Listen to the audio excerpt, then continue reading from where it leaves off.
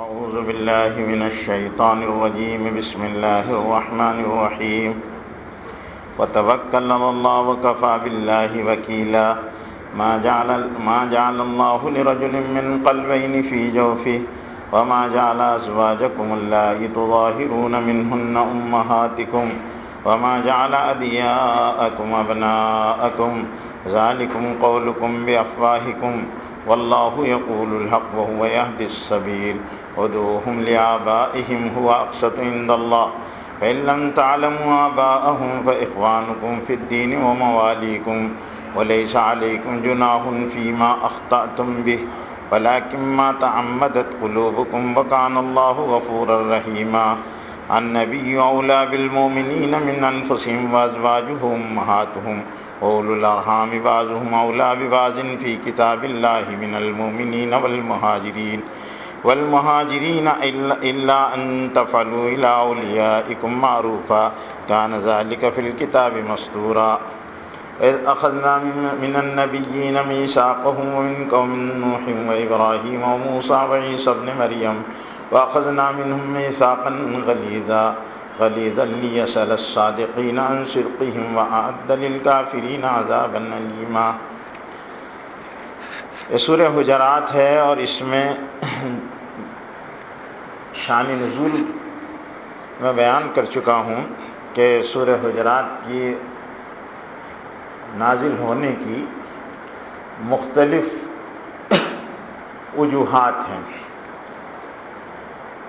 حضور اکرم صلی اللہ علیہ وسلم کو ان منافقوں اور مشرکوں کی تجاویز سے باز رکھنا پہلی آیت میں بتایا گیا، اور ایسے دغاباز اور شر پسند لوگ جو اس دینی محنت میں رکاوٹ بن رہے ہیں ان سے حضور اکرم صلی اللہ علیہ وسلم کو محتاط کیا گیا۔ اور پھر حضور اکرم صلی اللہ علیہ وسلم کے زمانے میں جو چیزیں مشرکین کے ذہنوں میں غلط طریقے سے بیٹھی ہوئی تھی ان چیزوں کی تردید کی گئی، جس میں سے تو ایک پہلی بات ما جعل اللہ لرجل من قلبین، اللہ نے کسی بھی انسان کے سینے میں دو دل نہیں بنائے۔ ان کا عقیدہ یہ تھا کہ جو لوگ بہت دانشور اور ہوشیار رہتے ہیں ان کے ایک دل نہیں ہوتا بلکہ ان کے دو دل ہوتے، اسی لیے وہ اتنا زیادہ سوچتے اور ان کی بدھی اتنی بڑی ہوتی ہے اور وہ ایسے عقل مند ہوتے ہیں اور ان میں اتنا ٹیلنٹ ہوتا ہے، وہ یہ سوچا کرتے تھے۔ تو اللہ نے کہا کہ ایسا ہوتا نہیں، بنانے والے تو ہم ایک ہی دل، ایک جسم میں ایک دل بناتے ہیں۔ ہم فالتو اسپیئر پارٹس نہیں لگاتے کہ ایک اسٹیپنی اگر ٹائر پنچر ہو گیا تو دوسری اسٹیپنی لگا دی جائے، ایسا نہیں ہے۔ اگر ایسا ہوتا تو پھر ہارٹ کے مریضوں کے لیے بڑا مسئلہ ہو جاتا کہ وہ دل کو سائڈ کر دیتے، یہ دل کو حرکت میں لے کر آتے ہیں، لیکن اللہ رب العزت کا معاملہ ایسا نہیں ہے۔ کہاں ہے بھائی؟ دیکھو ہے امام موجود تھا؟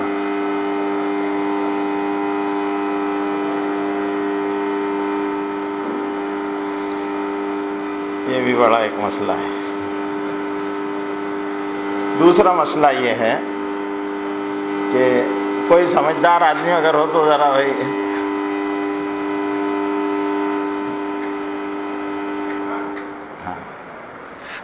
دوسرا مسئلہ یہ ہے کہ وہ جو عورتیں، جس عورت کو وہ اپنی ماں کہہ دیتے تھے اس عورت کو ہمیشہ کے لیے چھوڑ دیتے تھے اور اس سے حرمت معبدہ یعنی ہمیشہ کے لیے وہ اس کو حرام سمجھتے تھے۔ تو یہاں پر مسائل زہار کو بیان کیا گیا ہے۔ فقہ میں ایک عنوان ہے مسئلہ زہار۔ یہ عام طور پر ہوتا نہیں لیکن بعض مرتبہ ایسی صورتیں پیش آ جاتی ہے، ایک لعان کا مسئلہ اور ایک زہار کا مسئلہ۔ زہار کا مسئلہ یہ ہے کہ آدمی کبھی کبھی بعد مرتبہ تو ایسا بولتا تو اماں جیسی لگ رہی، تو کوئی بات نہیں، اماں جیسی لگ رہی تو کس معنی میں لگ رہی؟ صورت میں، اخلاق میں، عادتوں میں، برتاؤ میں، یہ چیزوں میں اس سے اماں جیسی لگنے میں کوئی بات نہیں ہے، بیوی حرام نہیں ہوگی اس معنی میں تیرے ہاتھ پاؤں پیٹھ وغیرہ اماں جیسی ہے تو بھی بیوی حرام نہیں ہوگی، اس لیے کہ مشابہت اعضاء کی یا صفات کی یہ حرمت ثابت نہیں ہوتی۔ اس سے حرمت کب ثابت ہوگی؟ حرمت ثابت ہوگی بیوی کی جب آدمی اس سے یا تو طلاق مراد لے کہ میری ماں جیسی ہے، ماں جیسی حرام ہے، ایسی تو مجھ پر حرام ہے، تو پھر اس سے زہار لازم آئے گا اور پھر اس کی وجہ سے وہ زہار کے مسائل آئیں گے، ورنہ زہار کے مسائل۔ دوسرا مسئلہ یہ کہ بعض لوگ اپنی بیوی سے ناراض ہو جاتے ہیں، تو ایک کونے میں پڑی رہے، کپڑا جتنا لگے گا ملے گا، کھانا ملے گا، لیکن تیرا اور میرا جو ہے نا میاں بیوی کا تعلق نہیں رہے گا، یہ بھی زہار ہوتا ہے۔ اب آدمی جب یہ کہہ کر زہار کر لیتا ہے تو اب وہ بیوی کو ہاتھ نہیں لگا سکتا، نہ اس سے بوسہ لے سکتا، نہ اس کو چھو سکتا، نہ اس کو کچھ کر سکتا، وہ بیوی رہے گی گھر میں، طلاق بھی نہیں ہوگی، بیوی کی طلاق نہیں ہوگی، بیوی نکاح میں رہے گی لیکن بیوی یوز بھی نہیں ہوگی، اس لیے کہ اب اس نے اپنے لیے اس کو وہ کر لیا۔ اب اگر وہ چاہتا ہے کہ وہ اپنی بیوی کو پھر سے بیوی بنا لے تو اس کے لیے اس کو پہلے 2 مہینے کے کنٹینیو روزے رکھنا پڑیں گے، جس میں سے ایک بھی دن بیچ میں اگر چھوڑ دیا تو پھر ریورس ہوگا، پھر 2 مہینے رکھنا پڑیں گے، اور اس میں ایک دن کا بھی گیپ نہیں ہونا چاہیے۔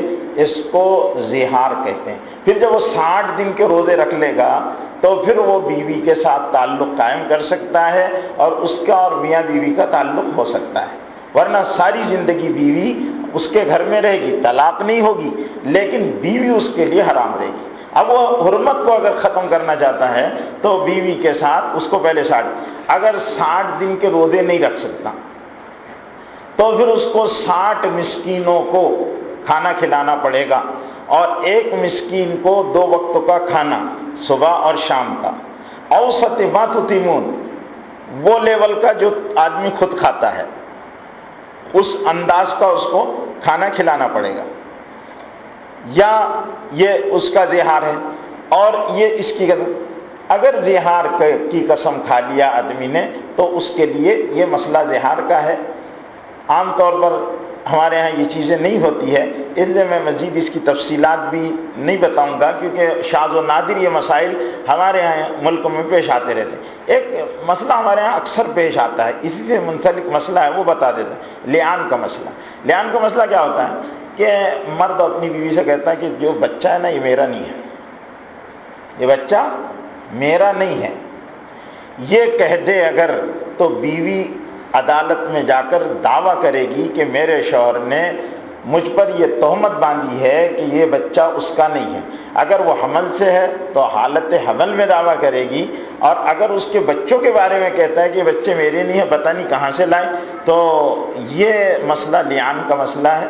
اب دونوں کو قاضی جو ہے وہ قسم شرعی کھلائے گا، اور قسم شرعی کے بعد بچہ عورت کے حوالے کر دیا جائے گا اور ان کے درمیان طلاق بائن کرا دی جائے گی۔ اور یہ ہمارے ہاں عام طور پر جہالت کی وجہ سے لوگ کیا ہوتے ہیں، اپنی بیوی پر اتہام لگاتے رہتے ہیں، اور بہتان باندھنا یہ بہت بڑا مسئلہ ہے، اور سورہ نور کے اندر اس سلسلے کی بہت تفصیل سے آیتیں آئی ہے، اس کے مسائل الگ ہیں۔ میں نے یہاں صرف ایک اس لیے کہ ایسی حرکتیں نہیں ہونا چاہیے اس لیے مسئلہ بتا دیا میں نے آپ کو۔ وَمَا جَعَلَ أَزْوَاجَكُمُ اللَّائِي تُظَاهِرُونَ مِنْهُنَّ أُمَّهَاتِكُمْ، اللہ نے تمہاری بیویوں کو جن کے ساتھ تم زہار کرتے ہو تمہاری مائیں نہیں بنائیں، یعنی وہ تمہاری مائیں نہیں ہیں، زہار کرنے سے ماں نہیں بن جائے گی۔ زہار کا مسئلہ سمجھ میں آ گیا، زہار کرنے سے تمہاری بیویاں تمہاری مائیں نہیں بنے گی، ان کے ہاں ہمیشہ کے لیے عورتیں حرام ہو جاتی تھی۔ البتہ یہ ہے کہ اگر تم زہار کرو گے تو تم کو 2 مہینے کے روزے یا 60 مسکینوں کو کھانا کھلانا پڑے گا، پھر قسم زہار توڑ دینے پر، توڑنا پوری کرنے کے بعد اس پر بیوی حلال ہو جائے گی۔ وَمَا جَعَلَ أَدْعِيَاءَكُمْ أَبْنَاءَكُمْ، اور نہیں بنایا اللہ نے منہ بولے بیٹوں کو تمہارا بیٹا۔ فقہا نے لکھا ہے کہ دوسروں کے بیٹوں کو بھی اپنا مت بیٹا بولو. لوگوں کی عادت ہے بیٹا بیٹا بیٹا, تو بیٹا مت بولو, وہ تمہارا بیٹا نہیں, اس کو بھائی بولو. اے بھائی ادھر آ. بھائی بول سکتے, دوست تو بول سکتے, لیکن بیٹا نہیں بول سکتے. ہاں بیٹا ہمارے ہاں عرف عام میں کسی کو بھی بیٹا بولا جاتا ہے, اے بیٹا ادھر آ, زبان پر چڑھ جاتا ہے, لیکن اس بولتے وقت یہ نیت نہیں ہونا چاہیے, بلکہ بیٹا یہ تصور ہونا چاہیے یہ تو ہے اپنے ابا کا بیٹا اور میرا جھٹمٹ کا بیٹا, تو یہ نیت ہونا چاہیے. اگر وہ اس کو اس انداز میں نیت کر کر بیٹا بولتا ہے تو بیٹا بولنے کی گنجائش ہے, ورنہ کسی کو بھی بیٹا بھی بولنے کی گنجائش نہیں ہے. بعض لوگ بیٹا بنا لیتے ہیں, لے پالک بنا لیتے ہیں, اور لے پالک زمانے جاہلیت میں بنایا کرتے تھے. ہمارے یہاں بھی متمنا بل تھا, لیکن پھر بعد میں وہ بل کینسل ہو گیا ہمارے ملک میں بھی.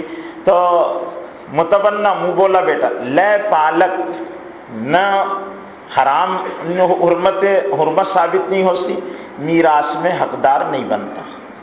لے پالک جو ہے وہ میراث ترکے میں حقدار نہیں بنتا, اور اس پر بیٹوں جیسے احکام لازم نہیں آئیں گے, بلکہ وہ اپنی بیوی سے اور بچیوں وغیرہ سے اس پر پردے کا حکم بھی وہی لازم آئے گا جو عام طور پر اجنبی اور پرائے بچوں کے لیے ہوتا ہے. تو اس کا ہوگا. ہاں بعض لوگوں کا ایسا رہتا ہے. ابھی اسی سال 2 جگہ ایسا مسئلہ ہوا ہے کہ نکاح میں باپ کی بجائے غیر باپ کا نام رکھا گیا.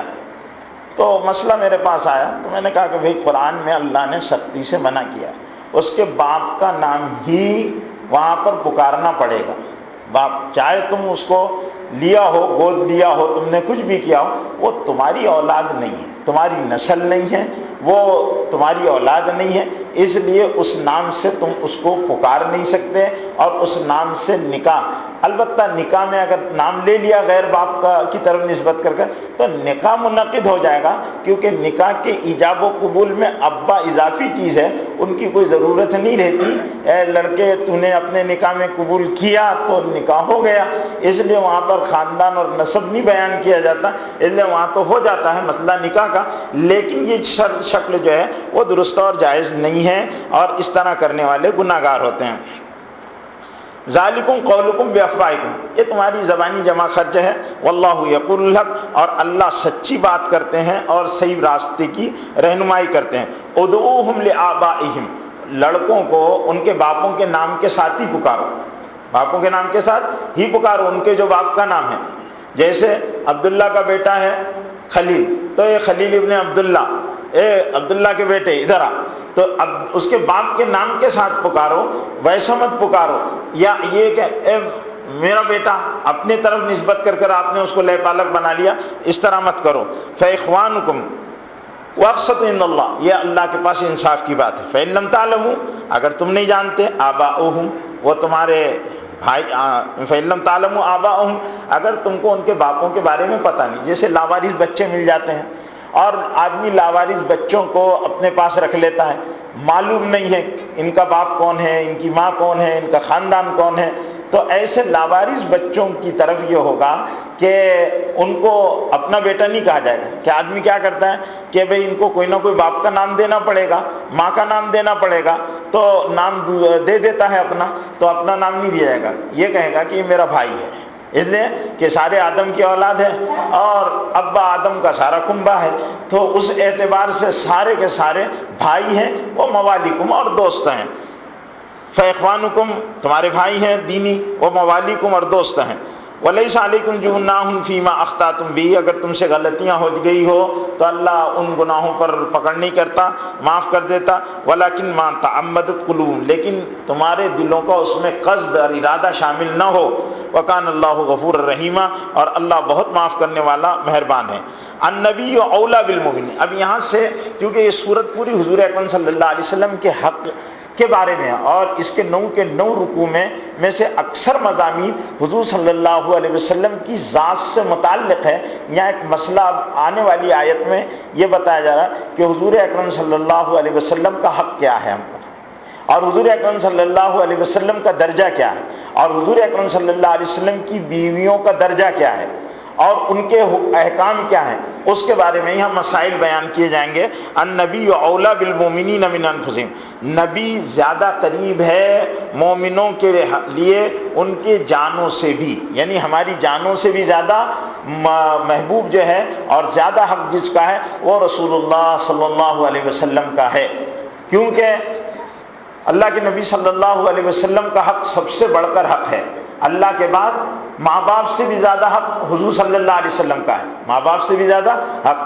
ماں باپ سبب ہیں، ماں باپ کیا ہیں؟ سبب ہیں اولاد کی ولادت و پیدائش و تربیت کے اور مادی زندگی کا، لیکن حضور اکرم صلی اللہ علیہ وسلم روحانی زندگی کا سبب ہیں۔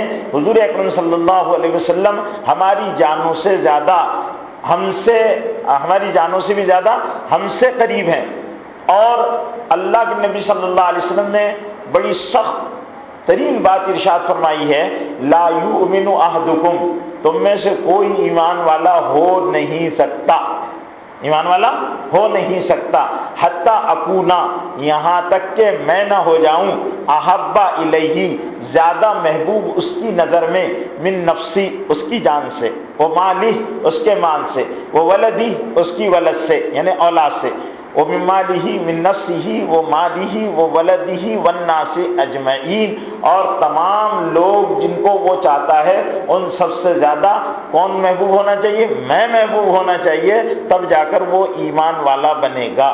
تو اولا بالمومنین، نبی صلی اللہ علیہ وسلم من انفسہم وازواجہ، اور نبی کی بیویاں امہاتہم، تمہاری مائیں ہیں، تمہاری مائیں ہیں۔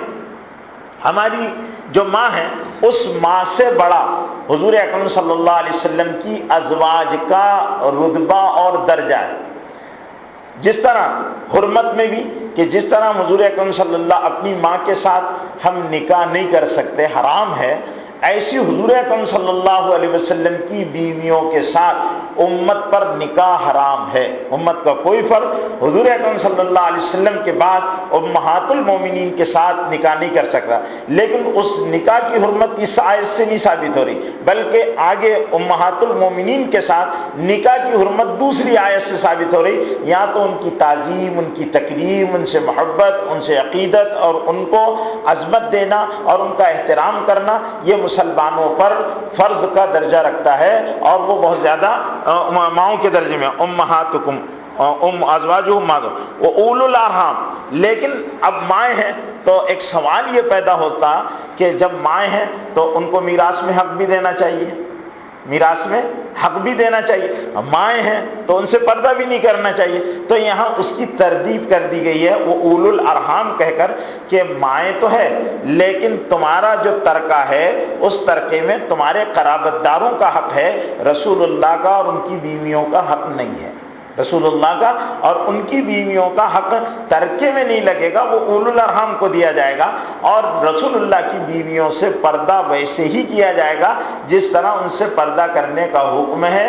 ماں ہونے کی وجہ سے ان کے ساتھ ان سے پردے کا حکم ختم نہیں ہوگا، وہ پردے میں رہے گی، امہات المومنین بھی پردے میں رہے گی، جیسے کہ اسی صورت میں آگے آیت حجاب نازل ہو رہی ہے، پردے کے احکام نازل ہو رہے ہیں، بتائے جا رہے ہیں، تو اس میں اس حکم کی تفصیل آئے گی۔ اولو الارحام بعضهم اولی ببعض فی کتاب اللہ، اور رشتہ دار، قرابت دار۔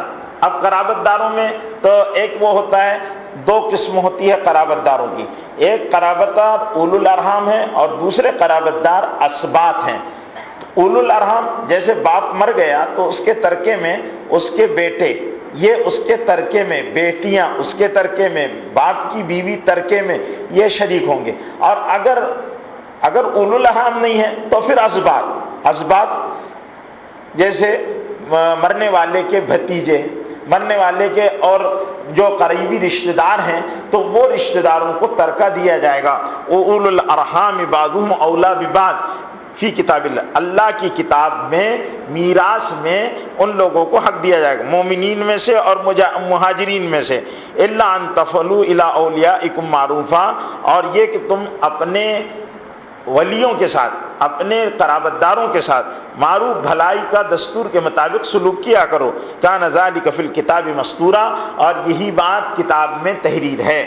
وَإِذْ أَخَذْنَا مِنَ النَّبِيِّينَ مِيثَاقَهُمْ، اور جب ہم نے نبیوں سے عہد لیا، وہ من کا اور آپ سے، ومن نوح اور نوح علیہ السلام سے، وابراہیم اور ابراہیم علیہ السلام سے، وموسیٰ اور موسیٰ علیہ السلام سے، وعیسیٰ ابن مریم اور مریم کے بیٹے عیسیٰ سے، وَأَخَذْنَا مِنْهُمْ مِيثَاقًا غَلِيظًا، اور ہم نے ان سے بہت مضبوط اور پختہ عہد لیا تھا، پختہ اور عہد لیا تھا۔ وہ کیا عہد تھا؟ اللہ نے یہ عہد دیا تھا کہ جب تمہارے پاس میری کتاب آئے، میری ہدایت آئے، ایک دوسرے کی تصدیق کرنا کہ اس کو سچا بتانا، ہاں ایک دوسرے کی تردید مت کرنا، ایک دوسرے کو کے خلاف مت بولنا۔ یہ عہد سارے نبیوں سے لیا گیا تھا، اور سارے نبیوں سے یہ عہد لیا گیا تھا کہ اخذ اللہ میثاق النبیین، سارے نبیوں سے یہ عہد لیا تھا کہ تصدیق کرنا، ایک دوسرے کی مدد کرنا، ایک دوسرے کی مدد کرنا۔ اگر تم ایک زمانہ پا جاؤ آپ کے سے بھی، کیونکہ حضور اکرم صلی اللہ علیہ وسلم ارشاد فرماتے ہیں کہ میں خلقت کے اعتبار سے، پیدائش کے اعتبار سے سب سے پہلے ہوں، سب سے پہلے اللہ نے مجھے پیدا کیا، اور بعثت کے اعتبار سے میں سب سے آخری ہوں، آخری نبی بن کر آیا۔ تو حضور اکرم صلی اللہ علیہ وسلم سے پہلے جو اولو العزم پیغمبر ہیں ان لوگوں کا یہاں تذکرہ کیا، اور کئی جگہ اللہ رب العزت نے انبیاء علیہ السلام سے اور اپنے بندوں سے عہد و میثاق کا قرآن مجید میں تذکرہ کیا ہے۔ سورہ آل عمران میں اللہ رب العزت حضور اکرم صلی اللہ علیہ وسلم کے بابت جو انبیاء علیہ السلام سے اللہ نے عہد لیا تھا اس کا تذکرہ کرتے ہیں۔ وَإِذْ أَخَذَ اللَّهُ مِيثَاقَ النَّبِيِّينَ، جب اللہ نے نبیوں سے ایک عہد لیا تھا کہ میں تمہارے اندر ایک رسول بھیجوں گا، تو تم نے کیا کرنا؟ اس کی تصدیق کرنا اور اس کی مدد کرنا، اس کے ہاتھ بٹانا، حضور صلی اللہ، اور وَلَتُؤْمِنُنَّ بِهِ، اور اس نبی پر ایمان لانا۔ سارے نبیوں کو اس بات کا پابند بنایا گیا تھا، اور تم دیکھو یہ بات پر عہد کرو اور میں تم پر گواہ بنوں گا، یہ اللہ نے وہاں پر ذکر کیا سورہ آل عمران میں۔ تو ایسے عہد اللہ تعالیٰ نے انبیاء علیہ السلام سے لیے اور بڑے سکتے ہیں۔ یہاں چند نبیوں کا ذکر کیا، حضرت نوح کا، حضرت ابراہیم علیہ السلام کا، حضرت موسیٰ علیہ السلام کا، اور حضرت عیسیٰ ابن مریم۔ یہاں نوح علیہ السلام کے باپ کا نام نہیں بیان کیا، ابراہیم علیہ السلام کے نوح بن طارح ان کا نام نہیں، ابراہیم بن آدر کا نام نہیں، موسیٰ علیہ السلام کے باپ موسیٰ ابن عمران کا نام نہیں، عیسیٰ علیہ السلام ان کے نام تو ایسی لیے اللہ نے، لیکن حضرت عیسیٰ علیہ السلام کے بعد ابن مریم کہا، مریم کا بیٹا عیسیٰ، مریم کا بیٹا عیسیٰ۔ اس سے اصل میں اس عقیدے پر ضرب لگانا ہے جو کہتے ہیں کہ عیسیٰ اللہ کا بیٹا ہے، عیسیٰ اللہ کا بیٹا ہے۔ اللہ کہتے ہیں عیسیٰ اللہ کا بیٹا نہیں ہے بلکہ اللہ کا بندہ ہے، مریم کا بیٹا ہے۔ اللہ نے اپنی قدرت سے عیسیٰ کو پیدا کیا ہے، اور اللہ کے لیے عیسیٰ کا پیدا کرنا بہت آسان ہے۔ اس سے پہلے وہ آدم کو بغیر باپ اور بغیر ماں کے پیدا کر چکا ہے۔ تو اس عقیدے کی بھی یہاں پر لیسأل الصادقین عن صدقہم، تاکہ اللہ پوچھے سچوں سے ان کی سچائی کے بارے میں۔ وَأَعَدَّ لِلْكَافِرِينَ عَذَابًا أَلِيمًا، اور جو جھٹلاتے ہیں اللہ نے ایسے نافرمانوں کے لیے دردناک عذاب تیار کر رکھا ہے، دردناک عذاب تیار کر رکھا ہے۔ کیونکہ جھٹلانا، یہ تو آئے سچے ہیں، اور جتنے بھی سچے ہیں ان سے سچ کی بابت اللہ پوچھے گا۔ کیا سوال ہوگا؟ آپ نے سورہ مائدہ میں وہ آیت سنی ہے، اللہ تعالیٰ حضرت عیسیٰ سے کہیں گے یا عیسیٰ، اے عیسیٰ اَأَنْتَ قُلْتَ، کیا تم نے کہا تھا، وہ امت اور تمہاری ماں نے کہا تھا کہ اللہ کے علاوہ مجھے معبود بنا لو؟ تو حضرت عیسیٰ علیہ السلام کہیں گے سبحانک، اے اللہ آپ کی ذات پاک ہے، بھلا میں کائے کو ایسی باتیں ہیں، بے تکی باتیں کرنے لگوں، میں جانتا کہ آپ معبود ہیں۔ اس طرح سارے نبیوں سے اللہ پوچھیں گے سچائی کے بارے میں، اور ان کی گواہی دینے والے جو سچے لوگ ہیں ان سے بھی اللہ تعالیٰ پوچھیں گے۔ اور جب سچائی اور سچوں کی سچائیاں ثابت ہو چکی ہوگی اور جن لوگوں نے جھٹلایا ہوگا، اللہ ان جھوٹے لوگوں کو دردناک عذاب دیں گے۔ اللہ ہماری آپ کی حفاظت فرمائے۔ اللہم صلی علی سیدنا شفیعنا حبیبنا نبینا و مولانا محمد مبارک وسلم۔ ربنا ظلمنا انفسنا وان لم تغفر لنا وترحمنا لنكونن من الخاسرین۔ ربنا اغفر وارحم وتجاوز عما تعلم إنك أنت الأعز الأكرم. اللهم إنا نسألك العفو والعافية والمعافاة الدائمة في الدين والدنيا والآخرة. اللهم إنا نعوذ بك من جهد البلاء ودرك الشقاء وسوء القضاء وشماتة الأعداء. اللهم إنا نجعلك في نهورهم ونعوذ بك من شرورهم. اللهم إنا نجعلك في نهورهم ونعوذ بك من شرورهم. اللهم إنا نسألك من الخير كله عاجله وآجله ما علمنا منهم وما لم نعلم، ونعوذ بك من الشر كله عاجله وآجله ما علمنا منهم وما لم نعلم. اللهم إنا نسألك ما سألك به عبدك ونبيك محمد صلى الله عليه وسلم، ونعوذ بك ما استعاذك به عبدك ونبيك محمد صلى الله عليه وسلم. ربنا تقبل منا إنك أنت السميع العليم وتب علينا إنك أنت التواب الرحيم. فصلى الله تعالى على النبي الأمي الكريم وعلى آله وصحبه أجمعين برحمتك يا أرحم الراحمين.